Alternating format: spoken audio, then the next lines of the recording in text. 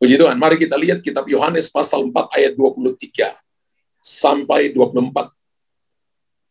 Yohanes pasal 4 ayat 23 sampai ayat yang ke-24. Yohanes pasal 4, 23 sampai 24. Tetapi saatnya akan datang, dan sudah tiba sekarang, bahwa penyembah-penyembah benar akan menyembah Bapa dalam roh dan kebenaran. Sebab Bapa menghendaki penyembah-penyembah demikian. Ya, Allah itu roh, dan barang siapa menyembah Dia harus menyembahnya dalam roh dan kebenaran. Tuhan mencari penyembah yang benar. Itu tema malam hari ini. Alkitab katakan Bapa menghendaki penyembah yang benar. Bapak Ibu kalau lihat Yohanes pasal 4, kalau kita baca ayat ini seluruhnya, maka Tuhan Yesus mengajarkan penyembahan yang benar itu bukan kepada ahli Taurat dan orang Farisi, bukan kepada para pendeta, tapi Tuhan bukan kepada orang-orang yang punya kedudukan, bukan kepada orang-orang yang kaya, tapi Tuhan ajarkan kepada seorang wanita Samaria yang punya 5 suami. Yesus ajarkan penyembahan yang benar itu kepada seorang wanita yang punya 5 suami yang hidupnya tidak benar. Dan Yesus sedang mengajarkan dia untuk memiliki penyembahan yang benar. Dan Alkitab katakan Bapa menghendaki penyembah yang benar. Orang bisa menyembah, orang bisa datang dan mempersembahkan penyembahan, tapi belum tentu dia penyembah yang dicari oleh Tuhan. Mimbar gereja itu harusnya bukan jadi tempat untuk kita membangun panggung, Bapak Ibu. Tapi mimbar gereja adalah tempat di mana kita membangun taktanya Tuhan, di mana kita membangun mesbahnya Tuhan. Amin. Bapa menghendaki penyembah yang benar. Kalau kita lihat pada ayat yang ke-23 bagian terakhir, sebab Bapa menghendaki penyembah-penyembah demikian. Penyembah yang mana? Yang menyembah Bapa, penyembah-penyembah benar, akan menyembah Bapa dalam roh dan kebenaran. Sebab Bapa menghendaki penyembah-penyembah yang demikian. Kata menghendaki sama dengan menginginkan. Bapak Ibu tulis di kolom komentar. Kata menghendaki sama dengan menginginkan. Dan oleh karena Tuhan menginginkan, maka Tuhan mencari penyembah-penyembah yang benar. Wow. Bapa menghendaki penyembah-penyembah. Bapa menginginkan penyembah-penyembah yang benar. Jadi Tuhan tidak hanya cuma cari orang di atas panggung yang nyanyi lagu-lagu rohani, yang main alat-alat musik, tapi Tuhan cari saudara dan saya untuk menjadi penyembah benar. Karena Tuhan menghendaki, Tuhan menginginkan, maka Tuhan mencari. Kalau kita paralelkan dengan Tuhan mencari, Yesaya 5 ayat yang ke-6 berkata begini. Kitab Yesaya 55 ayat yang ke-6 berkata, carilah Tuhan selama ia berkenan ditemui. Berserulah kepadanya selama ia dekat. Kitab Yesaya berkata bahwa kita yang disuruh cari Tuhan. Dan ayat ini mengenai sebuah perintah Tuhan yang Tuhan katakan kepada Yesaya untuk berkata kepada orang Israel supaya mereka mencari Tuhan. Carilah Tuhan selama ia berkenan ditemui. Berserulah kepadanya selama ia dekat. Tetapi sebaliknya, kalau kita perhatikan dalam Yohanes pasal 4 ayat 23, dikatakan gini, tetapi saatnya akan datang. Dan sudah tiba sekarang bahwa sudah tiba sekarang bahwa penyembah-penyembah benar akan menyembah Bapa dalam roh dan kebenaran. Dikatakan sebab Bapa menghendaki penyembah-penyembah demikian. Yohanes pasal 4 ayat 23 berbicara bahwa Tuhan yang mencari penyembah. Yesaya 55 ayat 6 berkata, kita yang harus cari Tuhan. Tapi Yesaya 4 ayat 23 berkata, Bapa di sorga, Tuhan Yesus mencari penyembah-penyembah demikian. Ini yang membedakan agama dengan kekristenan. Kekristenan adalah Tuhan mencari saudara. Agama adalah usaha manusia untuk mencari Tuhan. Mereka pakai perbuatan baik, pakai filosofi, mereka pakai dengan semua pengetahuan mereka, untuk mereka jadi jembatan, untuk mereka mengenal Allah, mereka tidak akan ketemu dengan Tuhan. Yohanes pasal 15-16 berkata, bukan kamu yang pilih aku, tapi aku yang pilih kamu, dan aku telah menetapkan kamu supaya kamu pergi menghasilkan buah, supaya apa yang kamu minta kepada Bapa dalam namaku diberikannya kepadamu. Yohanes 15 ayat yang ke-16. Jadi kekristenan adalah bukan kita pilih Tuhan, tapi kekristenan adalah penguasa alam semesta, Kurios, namanya Yesus Kristus Tuhan, datang dan cari saudara, datang dan pilih kita. Amin. Ini sebuah apa saudara ya? Ini sebuah anugerah luar biasa. Tuhan mencari penyembah. Berarti hari ini penyembahan merupakan sesuatu yang langka, yang penting bagi Tuhan. Kalau Tuhan cari penyembah, maka jemaat Tuhan harus menjadi penyembah benar. Penyembahan benar itu adalah apa yang diinginkan, apa yang dicari oleh Tuhan. Wow, kata benar bukan berarti benar menurut ukuran kita. Tapi kata benar berarti menurut ukuran Tuhan. Menurut apa kata Tuhan. Kata benar adalah sesuatu yang menarik perhatian Tuhan. Ketika hidup kita bisa saja memberi kepada orang lain, tapi kalau memberi untuk kita dapat pujian, maka itu bukan ukuran benar. Bagi kita mungkin disebut orang baik, orang murah hati, tapi bagi Tuhan, kita cari pujian untuk diri kita sendiri. Tapi kalau kita beri karena kita mencintai, karena kita mengasihi Tuhan, dan kalau itu karena itu kita memberi, maka Tuhan lihat bahwa kita kaya dalam kemurahan hati. Amin. Bapak Ibu, orang puji Bapak Ibu dan Bapak Ibu jadi seseorang yang bangga dengan pujian orang lain. Dan Bapak Ibu pikir bahwa kita adalah orang yang hebat, kita orang yang lebih baik dari orang lain. Tapi di hadapan Tuhan, Tuhan berkata tidak baik kita menerima pujian karena Tuhan lihat bahwa kita orang yang sombong. Kata benar bukan benar menurut ukuran kita, tapi menurut ukuran Tuhan. Karena ketika kita benar menurut ukuran Tuhan, maka itu akan menarik perhatian Tuhan. Dan saya mau berkata dari hati saya yang paling dalam, banyak orang percaya hari-hari ini belum menjadi penyembah, apalagi penyembah yang benar. Saya ulangi sekali lagi, dari hati saya yang paling dalam, karena itu saya mau ngajar Bapak Ibu malam hari ini. Banyak orang-orang percaya hari-hari ini belum menjadi penyembah, apalagi menjadi penyembah yang benar. Pertanyaannya begini, apa itu menyembah? Apa itu worship? Saya tadi perhatikan, beberapa kali saya perhatikan ketika ada praise and worship, ada orang yang hanya menonton. Untuk menyembah, untuk nyanyi lagu pun sulit. Bagaimana Bapak Ibu dan saya bisa disebut penyembah yang benar? Apa itu menyembah? Apa itu worship? Kata worship pertama kali disebutkan dalam Alkitab itu Kejadian 22 ayat yang ke-5. Ini kata worship pertama kali disebutkan di situ. Kata Abraham kepada kedua bujangnya itu, tinggallah kamu di sini dengan keledai ini. Aku beserta anak ini akan pergi ke sana. Kami akan sembahyang. Sesudah itu, kami akan kembali kepadamu. Terjemahan Alkitab King James Version berkata, sembahyang itu diterjemahkan dengan worship. Dan ini kata penyembahan pertama kali disebutkan di sini. Penyembahan itu ketika Abraham ingin mempersembahkan Ishak. Penyembahan itu ada unsur korban di dalamnya. Penyembahan itu adalah unsur hati di dalamnya, ikut di dalamnya. Penyembahan itu bukan sesuatu yang orang bisa lihat di luar. Penyembahan itu bukan sesuatu yang orang bisa lihat dari kegiatan kita, dari angkat tangan kita, dari waktu kita nari-nari. Tidak. Penyembahan itu dilihat dari apa yang ada di dalam kita. Kejadian 22 ayat yang ke-5, ini kata worship pertama kali muncul. Kata worship dalam bahasa Ibrani itu dipakai kata sakah. Tulisannya S-H-A-C-H-A-H. Sakah. Bacanya sakah.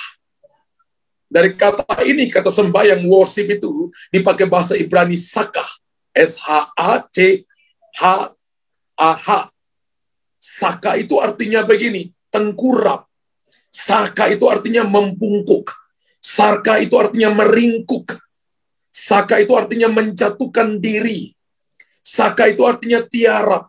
Saka itu artinya memohon dengan rendah hati. Saka itu artinya menghormati dan menunduk di hadapan Tuhan. Kalau Bapak Ibu perhatikan Wahyu pasal 4, maka disebutkan ke-24 tua-tua yang dilihat oleh Yohanes di sekeliling takhta Allah itu. Mereka bersujud, mereka membungkuk, mereka melemparkan mahkotanya, mereka tengkurap. Dan Alkitab katakan mereka memberikan hormat kepada seseorang yang lebih tinggi dalam hal pribadi dengan mereka, dalam hal posisi mereka. Mereka memberikan hormat kepada seseorang yang lebih berkuasa dari mereka.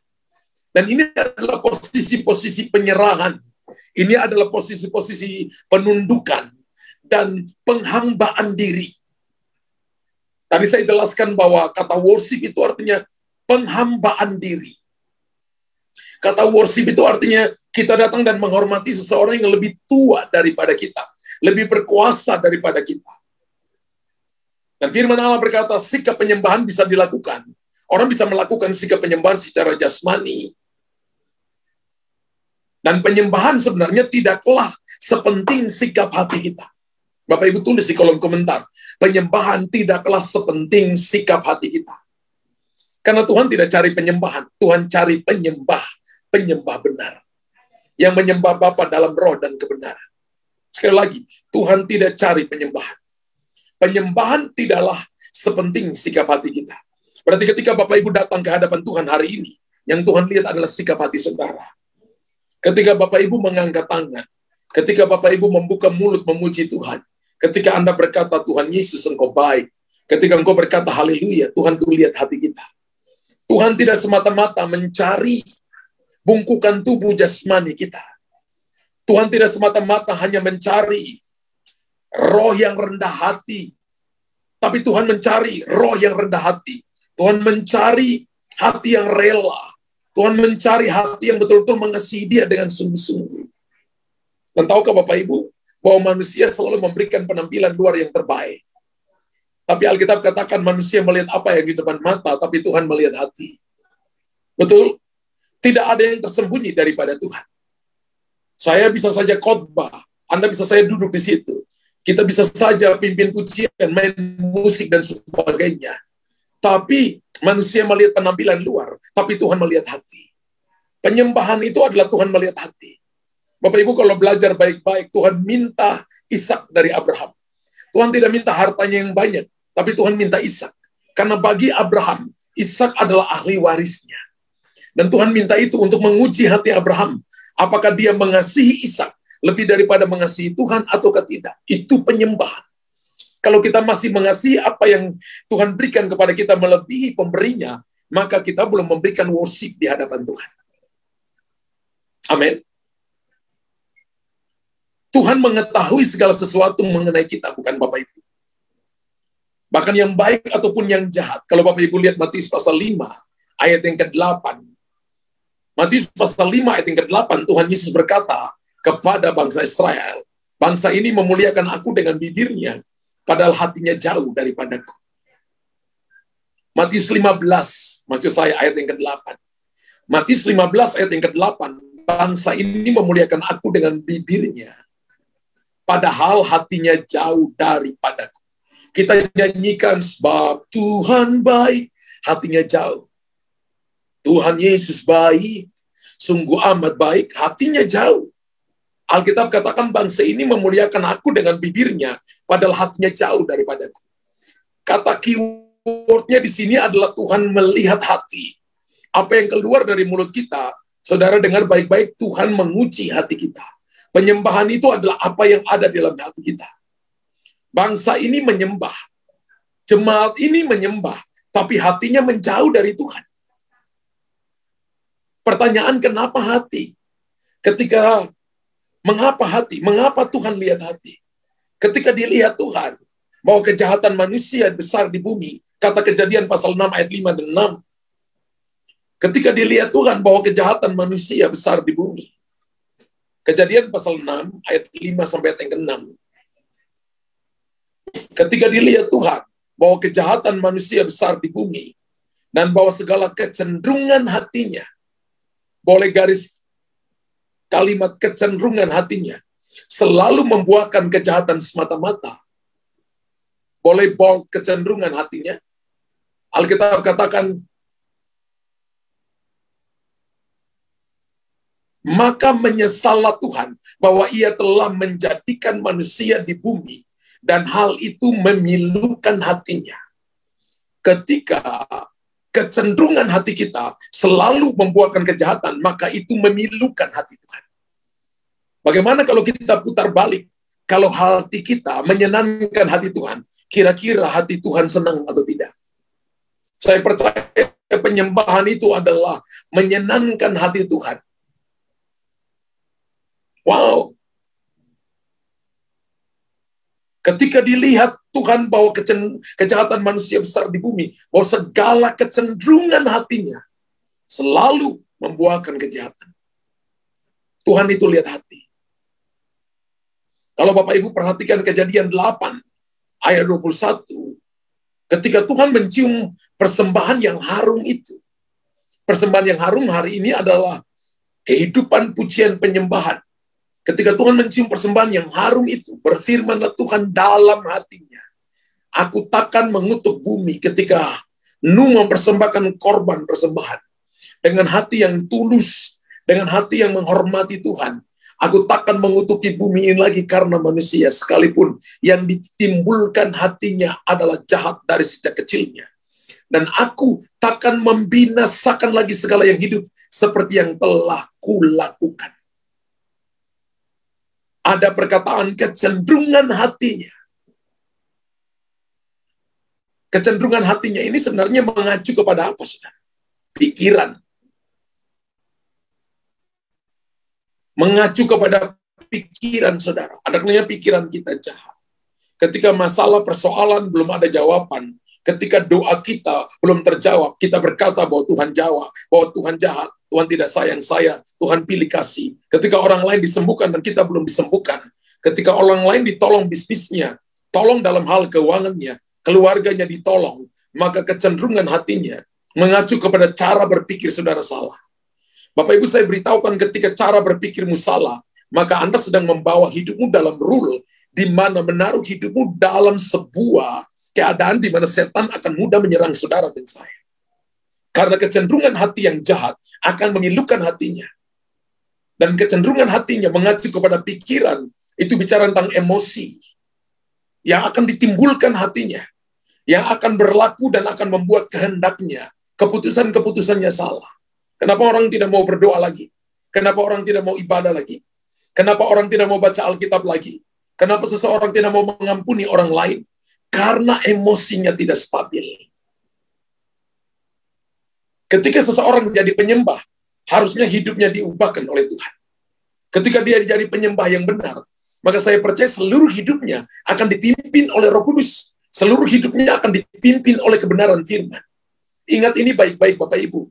Ketika Tuhan berkata bahwa ia menginginkan hati kita, itu berarti bahwa ia mencari pikiran kita. Ia mencari emosi kita. Ia mencari kehendak kita. Harus selaras dengan hati Tuhan. Wow. Jadi ketika Tuhan berkata bahwa Tuhan menginginkan hati kita, maka Tuhan menginginkan pikiran kita. Pikiran Bapak Ibu jangan salah. Pikiran kita harus selaras dengan pikiran Tuhan.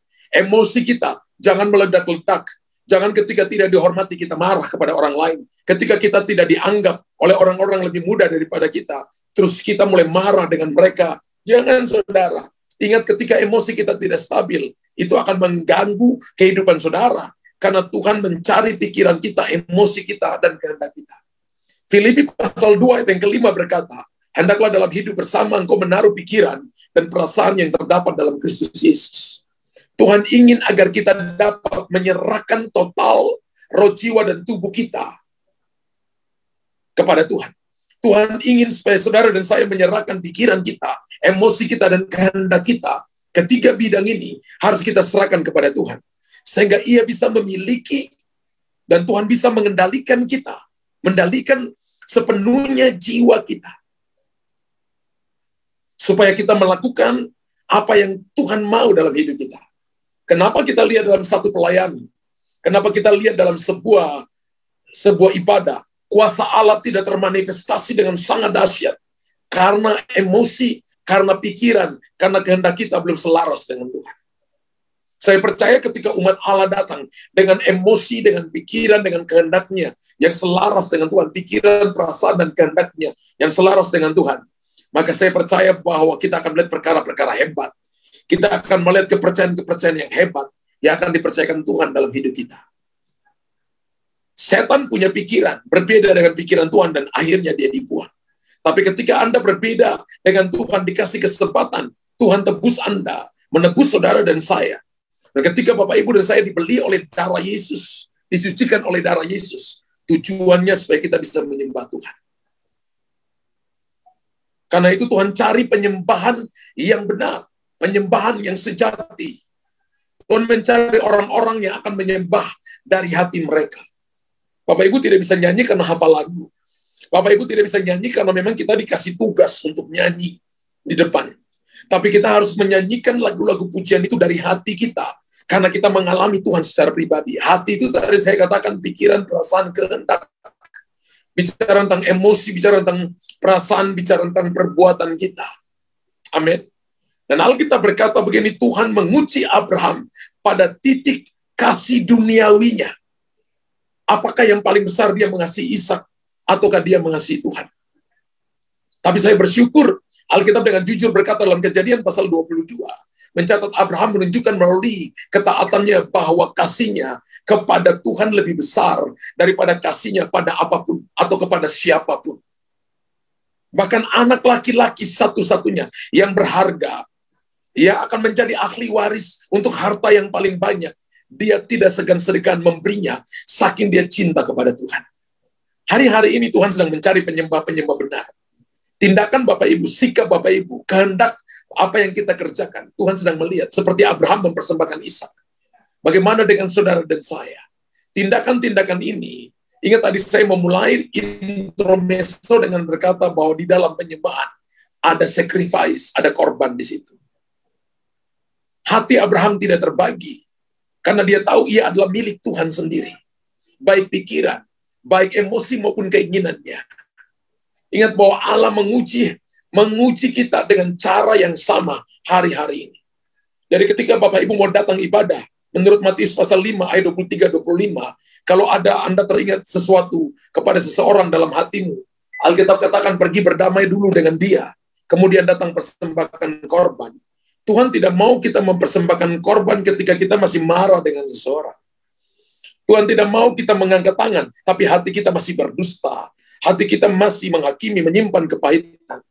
Kita tidak cari, kita tidak menjadi penyembah-penyembah benar.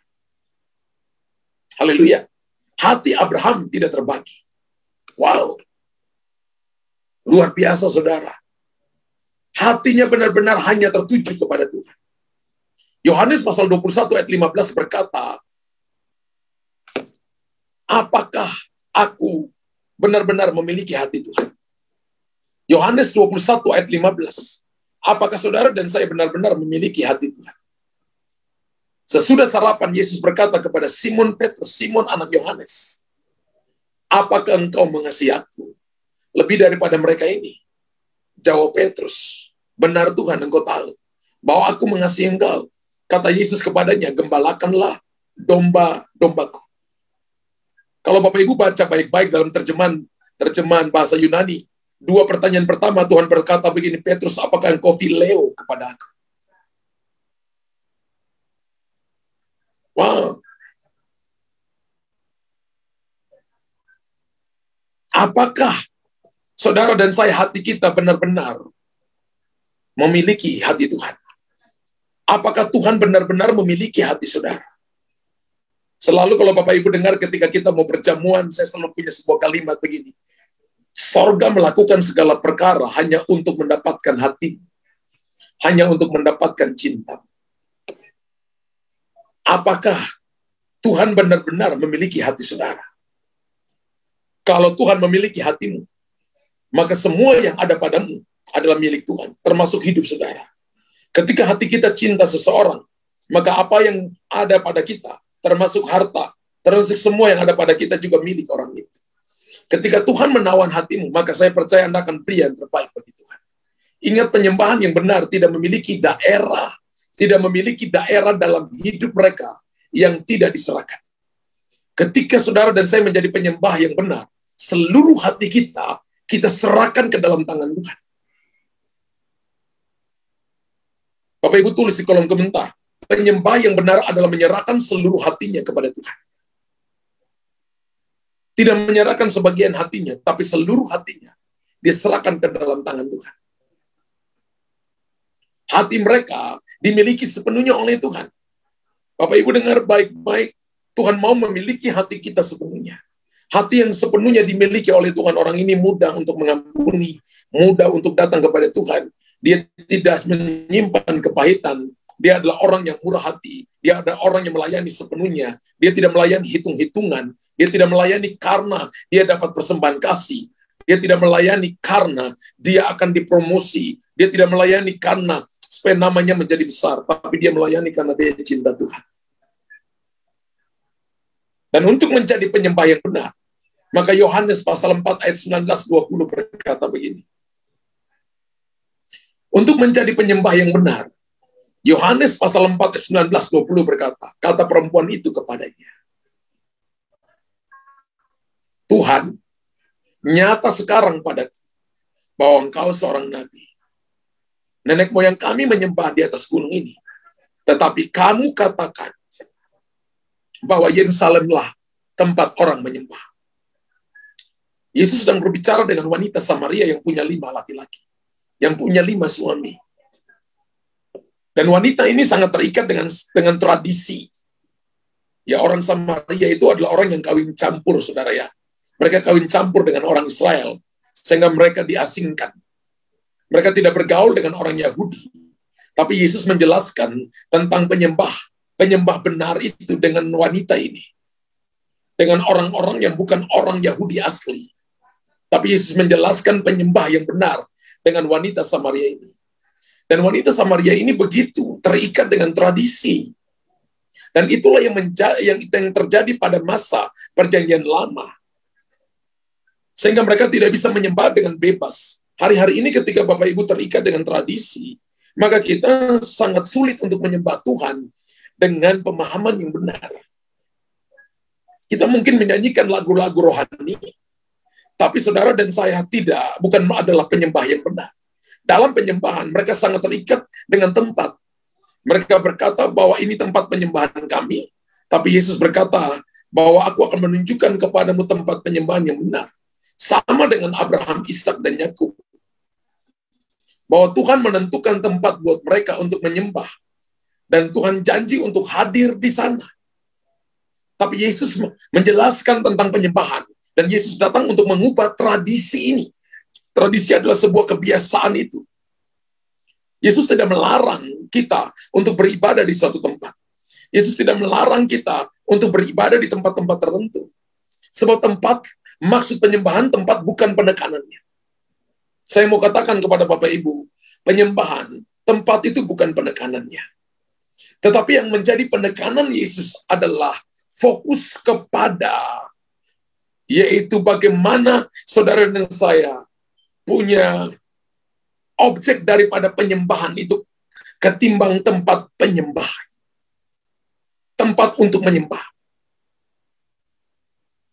Yesus tekankan adalah fokus dari penyembahan atau objek dari penyembahan ketimbang tempat untuk menyembah.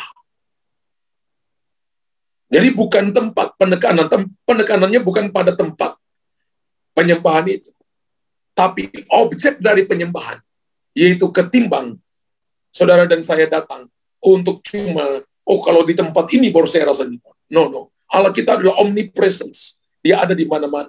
Dan Tuhan selalu mencari hati. Ingat bahwa Yesus tidak melarang kita beribadah di tempat. Yesus tidak larang kita untuk datang ke gereja. Ya, tapi Tuhan mau saudara jadi penyembah yang benar. Amin. Kalau itu objek dari penyembahan, ketimbang tempat untuk menyembah, maka kita harus mengenal siapa yang kita sembah. Kita harus mengenal siapa yang kita sembah. Bagi Yesus, kepada siapa kita sembah itu jauh lebih penting daripada di mana kita menyembah. Amin. Ingat Bapak Ibu, bagi Yesus, mengenal kepada siapa kita sembah itu jauh lebih penting daripada di mana kita menyembah. Ketika Bapak Ibu tahu kita sembah Yesus, itu lebih penting daripada di mana kita menyembah Dia. Dalam Yohanes pasal 4 ayat 21 sampai ayat 22, kata Yesus kepadanya, percayalah kepadaku hai perempuan, saatnya akan tiba bahwa kamu akan menyembah Bapa bukan di gunung ini, dan bukan juga di Yerusalem. Yesus berkata bahwa bukan juga di gunung ini, bukan juga di Yerusalem. Kamu menyembah apa yang tidak kamu kenal. Kami menyembah apa yang kami kenal. Sebab keselamatan datang dari bangsa Yahudi. Yesus sedang mengajarkan kita semua. Yesus sedang menegaskan bahwa menyembah yang benar adalah penyembah yang mengenal siapa yang dia sembah. Penyembah yang benar adalah menyembah Yesus dengan benar. Menyembah siapa yang dia sembah. Kalau kita mengenal Yesus adalah Tuhan kita, adalah Kurios, adalah penguasa tunggal dalam hidup kita. Maka ketika kita menyembah Dia dengan benar, maka saudara akan melihat perkara-perkara besar. Objek penyembahan itu jauh lebih penting dari tempat penyembahan. Tuhan berkata, kamu satu waktu nanti tidak menyembah aku di gunung ini atau di Yerusalem. Objek penyembahan jauh lebih penting dari tempat penyembahan. Dan pengenalan terhadap objek penyembahan itu adalah inti sebenarnya dari penyembah itu sendiri. Amin. Saya melihat ada beberapa fokus yang salah daripada Tuhan mencari penyembah-penyembah yang benar. Itu ada kalanya kita datang menyembah Tuhan karena kita harus begini, Pak, harus begini, harus begini, harus begini. Saudara dengar, penyembahan itu bukan masalah metode, bukan masalah cara, tapi masalah sikap hati. Dalam zaman modern ini, setiap orang percaya tumbuh menjadi orang yang dewasa. Bersama dengan begitu banyak film, begitu banyak televisi-televisi yang sangat variasi, berorientasi pada hiburan. Dan hasrat untuk dihibur ini lebih mempengaruhi konsep dan pemahaman tentang penyembahan. Apa nggak boleh? Boleh saja kalau itu Tuhan gerakan Bapak Ibu. Boleh saja karena itu adalah dorongan Roh Kudus. Dan gereja-gereja berlomba-lomba untuk menciptakan cara, menciptakan metode. Saya katakan ini adalah seperti kita pakai prinsip kebangunan rohani, adalah prinsip seperti orang yang ada di dapur, membuat resep-resep masakan. Yang paling enak yang mana, yang paling sedap yang paling mana, untuk kita menarik begitu banyak pelanggan untuk datang. Cara metode-metode untuk membuat orang-orang terhibur, seolah-olah orang itu telah bertemu dengan Tuhan. Dan jujur saudara, bahwa gereja berlomba-lomba untuk menciptakan cara, menciptakan metode-metode untuk membuat orang-orang terhibur. Tapi penyembahan yang benar adalah bagaimana Tuhan melihat hati saudara, tertuju kepada pribadi Tuhan, dan bukan kepada cara atau metode. Amin. Bahwa Daud pernah memakai yang namanya kereta, ya, kereta baru. Saya katakan itu kebangunan kereta baru. Dan apa yang terjadi? Imamnya mati, Ahio dan Usa mati.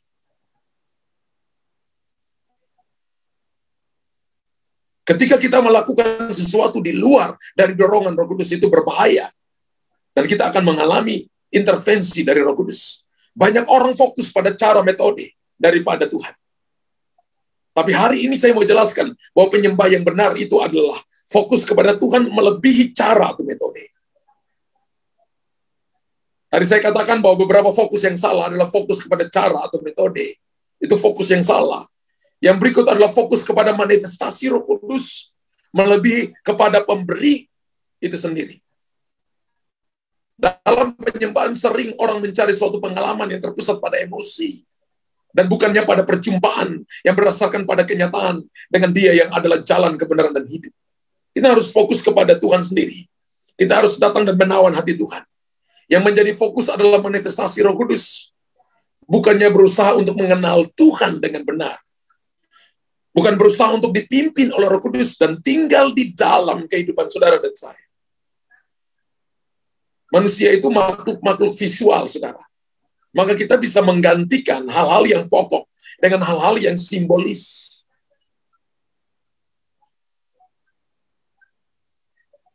Kita harus sangat hati-hati.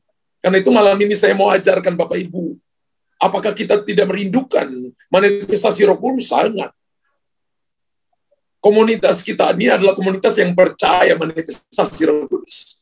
Tapi berkali-kali saya ajarkan Bapak Ibu, bahwa kita datang kepada Tuhan, bahwa kita datang untuk menawan hatinya, dan kita akan dapat perbendaharaannya. Yang menjadi fokus kita bukan manifestasi Roh Kudus, tapi kita mau mengenal Dia, dan membiarkan Roh-Nya tinggal dan memimpin kehidupan saudara dan saya. Bukan juga fokus kepada karunia-karunia. Fenomena yang terjadi hari-hari ini, banyak orang percaya yang mengejar hamba-hamba Tuhan yang berkarunia daripada mereka mengejar Tuhan. Haleluya. Saya percaya Bapak Ibu yang ada di tempat ini, kita tidak mengejar hamba Tuhan. Anda tidak mengejar saya selalu berkata saya hamba yang tidak berguna. Tapi saya percaya bahwa kita di tempat ini, dari wajah saudara memandang ke saya, kita sedang mengejar Tuhan. Amin. Fokus bukan lagi kepada Tuhan. Mereka bukan lagi fokus lagi kepada Tuhan yang memberikan karunia. Tetapi mereka hanya fokus kepada karunia. Kalau fokusannya kepada karunia, maka kita hanya fokus kepada pribadi. Makanya banyak jemaat yang tidak ada di gereja. Karena ada hamba Tuhan yang berkarunia yang datang. Yang mereka harus mengikutinya. Karena dia buat KKR di sini, KKR di sana. Saya mau ngajar Bapak Ibu. Dengar firman gak salah, tapi yang Tuhan mau, kita gak fokus kepada karunia. Haleluya. Tapi kita fokus kepada pemberi karunia itu. Kita fokus kepada Tuhan itu. Tidak salah kita mengikuti KKR. Tapi fokus kita bukan kepada hamba Tuhan, tetapi kepada Tuhan. Bapak Ibu tulis di kolom komentar, fokus saya bukan kepada hamba Tuhan, tapi fokus saya hanya kepada Tuhan. Lalu tulis di belakang bukan cuma amin, amin, tapi amin unlimited kali. Amin 500 juta triliun kali. Amin. Hal-hal ini harus Bapak Ibu taruh dalam hati kita. Saya percaya fokus yang benar adalah fokus kepada Tuhan. Amin, Bapak Ibu. Ketika kita fokus kepada Tuhan, maka Bapak Ibu akan lihat perkara-perkara besar. Kemarin saya dengan istri diundang ke teman kami hamba Tuhan yang buat golden anniversary, 50 tahun pernikahan. Bapak Ibu kalau datang dalam satu pesta pernikahan, kira-kira penyembahan itu sama seperti orang yang diundang ke pesta pernikahan.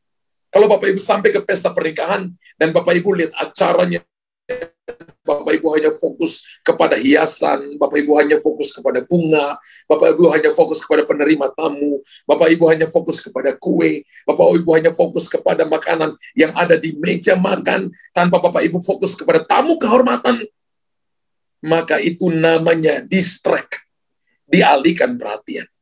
Banyak kali kita datang kepada Tuhan karena kita mau ini, kita mau apa yang di tangan Tuhan. Kita nggak mau tawan tamu kehormatan kita nggak mau tawan hatinya Tuhan. Penyembahan yang sejati berfokus kepada satu pribadi. Dan pribadi itu hanyalah Yesus Kristus Tuhan. Sebagai Bapa, Anak, dan Roh Kudus, hanya nama Tuhan Yesus yang layak mendapatkan penyembahan. Katakan yes and amen. Amin. Alkitab katakan dalam Yesaya pasal 6 ayat 1-3, yang dilihat oleh Yesaya, dikatakan para serafim berdiri di atasnya, dan mereka berseru seorang kepada yang lain, kudus, kudus, kuduslah Tuhan semesta alam, seluruh bumi penuh kemuliaannya. Wow. Yesaya 6 ayat 1 sampai ayat yang ketiga, Alkitab katakan begini, malaikat-malaikat menyembah Dia. Oleh sebab itu setiap orang yang percaya harus berhati-hati menjaga fokus penyembahan agar tetap tertuju kepada Tuhan saja. Saya mau mengajarkan ini kepada saudara. Bukan cuma kepada mereka yang berdiri di mimbar, tapi kepada semua saudara, termasuk Anda dan saya. Terlalu gampang untuk jatuh dalam perangkap, untuk menyembah penyembahan sendiri, untuk menyembah diri sendiri. Ketika orang puji, wah pimpin pujianmu bagus. Ketika orang berkata, wow kamu nyanyi bagus. Ketika orang berkata, wah kamu bisa menyembah. Tidak, bukan itu. Karena penyembahan itu adalah Bapak Ibu datang dan mengizinkan Tuhan menyelidiki hatimu. Karena terlalu gampang, saya berkali-kali dalam pelayanan, orang meninggikan talenta, orang meninggikan kemampuan. Terlalu gampang orang memuji seseorang ketika mujizat terjadi. Sehingga dalam satu titik mereka merampas dari Allah penghargaan yang semestinya diterima oleh namanya. Makanya Alkitab berkata, kemuliaan, hormat, pujian, keagungan hanya untuk nama Tuhan. Itu datang melalui penyembahan. Tapi saya lihat ada tulisan Rasul Paulus berkata, yang kukehendaki ialah mengenal Dia dan kuasa kebangkitannya dan persekutuan dalam penderitaannya, di mana aku menjadi serupa dengan Dia dalam kematiannya. Dan hasil daripada kita mengenal Allah adalah Tuhan akan menyingkapkan pribadinya kepada kita. Ketika Abraham mempersembahkan Ishak, maka Tuhan berkata, aku akan memberkati engkau. Awalnya Abraham cuma melakukan karena dia cinta kepada Tuhan. Ini anak satu-satunya yang dia tunggu begitu lama. Tapi ketika dia persembahkan, Tuhan berkata, Abraham jangan bunuh anakmu, aku cuma menguji hatimu. Lalu Tuhan menyingkapkan dirinya kepada Abraham. Dan Tuhan berkata, kamu akan jadi bapa segala orang beriman. Mulai dari penyembahan. Ketika Bapak Ibu Tuhan temukan bahwa kita adalah penyembah-penyembah benar, maka kita akan diberkati oleh Tuhan. Kita akan menjadi pahlawan-pahlawan iman. Kita akan menjadi be a role model. Kita akan menjadi tanda isyarat. Kalau tadi kita baca bahwa perempuan Samaria dibawa oleh Yesus dalam percakapan yang sangat intim. Dan dengan penuh keseriusan, Yesus menjelaskan tentang penyembahan kepada dia. Yesus membuka dirinya untuk dikenal oleh perempuan ini. Melalui penyembahan, kita dapat mengenal dia. Amin. Dan perempuan Samaria ini memiliki tingkat pengenalan akan Allah. Yang pertama adalah dia mengenal Yesus sebagai seorang orang Yahudi. Dia berkatakan itu pada ayat yang ke-9. Kemudian dia mengenal Yesus sebagai Tuhan, Lord and Master. Pada ayat yang ke-11. Lihat ada tingkat pengenalan di situ. Dia mengenal sebagai orang Yahudi, dia mengenal sebagai Tuhan. Yang ketiga dia mengenal Yesus sebagai Nabi pada ayat 19. Dan tingkatan yang keempat adalah dia mengenal Yesus sebagai Mesias. Ayat 25. Yesus adalah Mesias. Lihat tingkat pengenalan. Ketika Bapak Ibu mengenal Yesus dengan benar, maka Bapak Ibu akan dibawa ke dalam tingkat pengenalan. Bahwa wanita Samaria ini mengenal Yesus sebagai orang Yahudi, dia mengenal Yesus sebagai Tuhan, dia mengenal sebagai Nabi, dan dia mengenal sebagai Mesias. Haleluya. Ketika Yesus bertanya kepada murid-muridnya, menurut kamu siapa aku ini? Mereka berkata Yeremia, mereka berkata Yesaya. Dalam Matius pasal 16 ayat 12 sampai 20, mereka berkata nabi-nabi perjanjian lama. Tapi Petrus berdiri dan berkata, engkau adalah Mesias. Awalnya murid-murid tidak mengenal dia. Tapi ketika Petrus berkata, engkau adalah Mesias, Yesus berkata, bukan kamu yang mengatakan itu, tapi Bapakku di sorga yang mengatakan itu. Pengenalan akan Tuhan sangat penting. Karena itu yang dicari oleh Tuhan. Pengenalan akan Tuhan, itu bicara tentang hati saudara dan saya. Dan pengenalan akan Tuhan akan merubah seluruh hidup saudara. Alkitab katakan, wanita ini berubah. Dan dia menjadi seorang yang memberitakan Injil kepada saudara-saudaranya. Sehingga 10 kota diselamatkan. Seorang penyembah. Dia menyembah dalam roh, dalam pneuma. Menyembah dalam roh itu adalah saudara dan saya terhubung dengan Tuhan secara roh. Ketika Anda dipenuhi Roh Kudus, maka Anda terkoneksi dengan Tuhan. Ingat bahwa manusia diciptakan oleh Tuhan itu berbeda dengan ciptaan yang lain. Manusia diciptakan segambar dan serupa dengan Tuhan. Dan dalam diri manusia, Tuhan meletakkan satu nilai yang sama dengan dirinya. Dan nilai itu diberikan adalah roh saudara dan saya. Roh manusia itu terkoneksi dengan Tuhan. Itu yang membedakan kita dengan anjing kita. Itu yang membedakan kita dengan binatang. Itu yang membedakan kita dengan ciptaan yang lain. Yaitu Tuhan memberikan sebuah nilai esensi dalam diri kita, yaitu roh. Sehingga manusia dapat terhubung dengan penciptanya. Roh Kudus diberikan kepada kita. Untuk Bapak Ibu terkoneksi dengan dia. Ayub 33 ayat 4 berkata, Roh Allah telah membuat aku, dan nafas yang maha kuasa membuat aku hidup. Roh Allah telah membuat aku, dan nafas yang maha kuasa membuat aku hidup. Kalau hari ini Bapak Ibu dan saya berkata, rasanya aku nggak punya gairah, maka Anda harus merindukan Roh Kudus. Itu yang akan menolong saudara. Mazmur 104 ayat 30 berkata, apabila engkau mengirim rohmu, mereka tercipta, dan engkau membaharui muka bumi. Wow. Apabila engkau mengirim rohmu, mereka tercipta, dan engkau membaharui muka bumi. Luar biasa, saudara.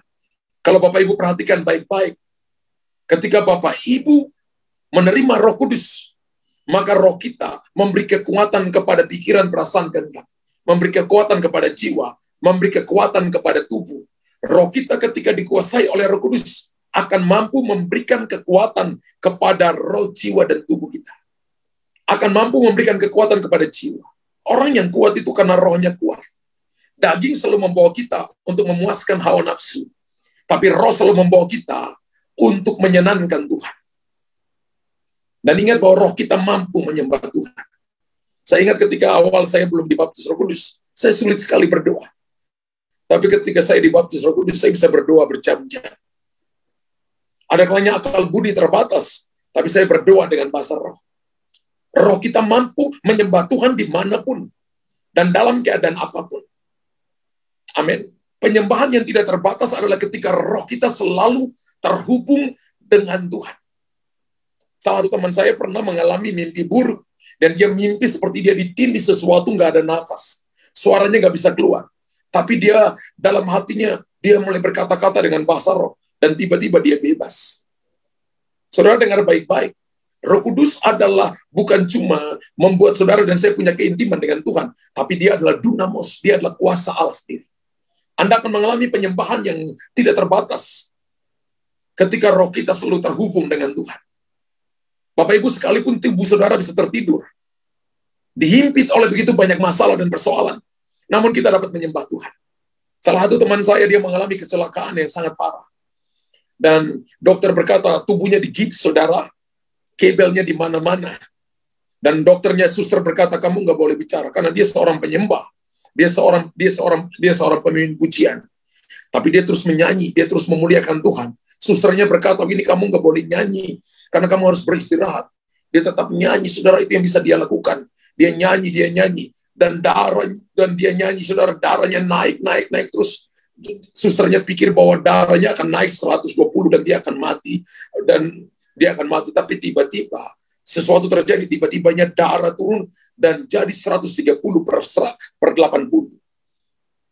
Dokter heran, suster heran, apa yang terjadi? Mujizat terjadi. Itu terjadi seperti Kisah Rasul 16 ayat 25-26. Ketika Paulus dan Silas dipenjarakan, kakinya diborgol, lehernya diborgol, tangannya diborgol, dijaga oleh begitu banyak tentara, dan mereka memuliakan Tuhan, maka terjadi manifestasi kuasa Allah. Menyembah dengan pneuma, menyembah dengan roh. Alkitab katakan Tuhan mau saudara dan saya menyembah dalam roh, tapi juga yang kedua adalah menyembah dalam kebenaran. Pneuma, dalam kebenaran adalah aletheia. Kebenaran adalah pribadi Tuhan sendiri. Kenapa malam ini saya ingin ajarkan Bapak Ibu? Segala sesuatu yang kita lakukan harus dilakukan dalam kebenaran. Dan dikuasai kebenaran.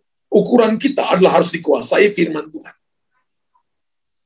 Sehingga perkataan, roh, jiwa, dan tubuh kita dikuasai oleh firman Tuhan. Yang kedua, penyembahan kita harus nampak. Nampak dalam apa? Buah, perilaku, pikiran, pola pikir, perkataan, perbuatan kita itu harus nampak. Saya sebut itu adalah buah kebenaran. Saya percaya ketika itu terjadi, hidup kita akan menampakkan buah. Saya percaya itu akan menjadi berkat bagi banyak orang. Nama Tuhan dipermuliakan. Amin. Bapak Ibu diberkati malam hari ini. Ketika Bapak Ibu diberkati, mari belajar mempraktekkannya. Sehingga Bapak Ibu akan mengalami perkara-perkara besar. Perkara-perkara ajaib. Penyembahan itu bukan menyangkut satu tempat. Penyembahan itu adalah bagaimana hatimu selalu menyembah Tuhan. Penyembahan Anda harus menyembah Tuhan dalam pneuma, dalam roh. yaitu terkoneksi dengan Tuhan, tapi juga dalam kebenaran. Jadi pelaku kebenaran, bukan mendengar saja, bukan menyimpan, tapi jadi pelaku firman. Itulah orang benar. Tuhan mau malam hari ini, ingat bahwa Tuhan mencari penyembah-penyembah benar yang menyembah Bapa dalam roh dan kebenaran. Ingat bahwa ketika setan jatuh tidak ada pengampunan. Tapi ketika manusia, saudara dan saya jatuh dalam dosa, ada pengampunan. Pengampunan itu adalah ketika Bapak Ibu datang kembali dan mengakui dosa kita, lalu menghidupi kebenaran, melakukan kebenaran, dan kita jadi penyembah-penyembah benar. Hidup kita adalah hidup yang dibenarkan oleh darah Kristus. Dan ingat bahwa Tuhan sedang cari saudara dan saya. Amin. Pejamkan mata saudara. Bapa di sorga, hamba sudah selesai menyampaikan isi hati. Tapi Roh Kudus engkau tidak terbatas. Tuhan tunjukkan kepada saya bahwa ada begitu banyak daripada kita yang sedang memakai jubah putih. Dan saya lihat ikat pinggang saudara adalah ikat pinggang dari emas. Beberapa masih pakai baju yang biasa, beberapa pakai baju compang-camping. Dan Tuhan berkata begini, tanggalkan baju lamamu, tanggalkan hidup lamamu, tradisimu, cara-cara lamamu. Datanglah kepada Tuhan. Belajar untuk mengenal Dia secara pribadi. Datang dan tawan hatinya. Penyembahan adalah sebuah sikap hati, di mana Anda dan saya datang dengan sebuah kerinduan di hadapan Tuhan. Saya lihat beberapa Anda dikasih mahkota. Beberapa Anda sedang mengangkat tangan di hadapan Tuhan. Beberapa sedang sakah. Beberapa sedang berlutut. Beberapa sedang tidur. Beberapa sedang datang. Dan kepala Anda menunduk di hadapan Tuhan. Dan saya lihat bahwa tongkat Allah diulurkan kepada saudara. Beberapa menyentuh tanganmu. Dan saya lihat beberapa ketika disentuh, maka Tuhan menyembuhkan Anda. Anda yang datang dengan sakit, yang sedang tulis di kolom komentar tadi, kesembuhan sedang terjadi. Beberapa yang mengalami jalan-jalan tertutup, Tuhan tunjukkan kepada saya pintu ini, yang sudah tertutup begitu lama, tiba-tiba terbuka dengan sendirinya. Dan Tuhan berkata begini, beberapa pintu sedang terbuka. Pintu-pintu bisnis, pintu-pintu pekerjaan, pintu-pintu pemulihan dalam keluarga sedang dibukakan oleh Tuhan. Beberapa sedang mengalami masalah dalam batuk, sakit batuk, pilek sedang disembuhkan oleh Tuhan. Beberapa yang sedang punya problem dalam masalah jodoh, dalam masalah masalah di dalam sakit penyakit, benjolan di leher. Tuhan katakan sembuh, pulih dalam nama Yesus. Beberapa saudara yang malam hari ini sedang bergumul dengan pelayanan, bergumul dengan pekerjaan, bergumul dengan keluarga, pintu ini sudah dibukakan Tuhan. Beberapa saudara malam hari ini yang sedang datang malam hari ini, sedang punya masalah malam hari ini, masalah sakit malam hari ini, dalam nama Yesus. Masalah sakit corona malam hari ini, aku katakan sembuh, pulih dalam nama Yesus. Malam hari ini, kehidupan Tuhan berikan kepada Anda. Kekuatan Tuhan berikan kepada saudara. Beberapa saudara dan saya malam hari ini sedang dipulihkan oleh Tuhan. Lambung Anda sedang disembuhkan oleh Tuhan. Anda yang punya problem dalam pemulihan keuangan, Tuhan sedang menerobos barisan depan saudara. Beberapa sedang punya pergumulan dalam kuliah anak-anak. Tuhan sedang memberikan kepada saudara jalan keluar. Pemulihan dalam keuangan, pemulihan dalam suami. Dan Tuhan berkata bahwa Tuhan sedang menggantikan semua. Anda akan punya pekerjaan yang baru. Tuhan akan menolongmu dan memberikan kepadamu kekuatan yang baru. Ada yang punya kram di kakinya, sakit dan tidak berhenti. Hari ini juga 1 kali 24 jam lenyap, sembuh dalam nama Yesus. Kekuatan Tuhan berikan saat ini. Kekuatan Tuhan berikan ada yang punya problem, trauma sehingga ulu hati sakit sekali. Dalam nama Yesus, kaki kirinya juga sakit. Kesemutan di kakinya. Dan belum disembuhkan, hari ini aku katakan sembuh. Ibu Paulina Sinanu, Anda telah mengalami kesembuhan saat ini. Terima kesembuhan. Pemulihan terjadi untuk dalam nama Yesus. Pergumulan bagi anak-anaknya untuk Ibu Anita Vincentia. Kesembuhan terjadi. Ibu Mite, sesak di dada. Sudah disembuhkan Tuhan. Dalam nama Yesus. Ibu Christina Lydia, pemulihan sedang terjadi bagi ibu, kekuatan sedang terjadi bagi ibu, pasca operasi, pemulihan sedang terjadi bagi ibu. Dalam nama Yesus, pemulihan dan pertobatan bagi keluarga yang sedang berdoa bagi pertobatan keluarganya. Ibu Landi Agustini, pemulihan sedang terjadi bagi keluarga ibu. Dalam nama Yesus, berdoa juga kepada keluarga dari Ibu Ciang untuk anak-anaknya supaya mengalami pemulihan dan pertobatan sungguh-sungguh. Hamba berdoa yang mengalami mimpi-mimpi buruk, Cici Yangge, aku katakan saat ini, out dalam nama Yesus. Dan anugerah Tuhan turun saat ini. Rostina, emosi tidak stabil, banyak baca firman Tuhan, hafal firman Tuhan, supaya alami perkara-perkara besar. Ibu Pinciang, hamba berdoa dalam nama Yesus untuk anaknya Timothy, supaya mengalami emosi yang stabil dan dipulihkan oleh Tuhan, ditenangkan hatinya kembali, berpaut kepada firman Tuhan. Berdoa kepada Luciana Sirigal, pemulihan dalam keluarganya. Berdoa kepada Finley untuk cucinya Russell, dalam nama yang lagi demam, dalam nama Yesus. Tuhan berkata dia sudah disembuhkan oleh Tuhan. Pemulihan terjadi besok pagi, dia sudah disembuhkan oleh Tuhan. Kekuatan Tuhan berikan kepadanya. Dalam nama Yesus untuk Memelin, diabetes darah tinggi, aku katakan sembuh. Spirit of familiar, aku katakan out dalam nama Yesus. Kesembuhan terjadi. Jerina, Exprena, masalah keuangan, dalam nama Yesus tidak ada yang rumit. Tuhan telah buka jalan kepada engkau. Terima pemulihan itu, terima kekuatan itu, dalam nama Yesus Tuhan. Haleluya, haleluya. Amin, amin, amin, amin, amin, amin. Bapak Ibu yang diberkati Tuhan malam ini, tulis di kolom komentar, saya sungguh amat diberkati oleh Tuhan.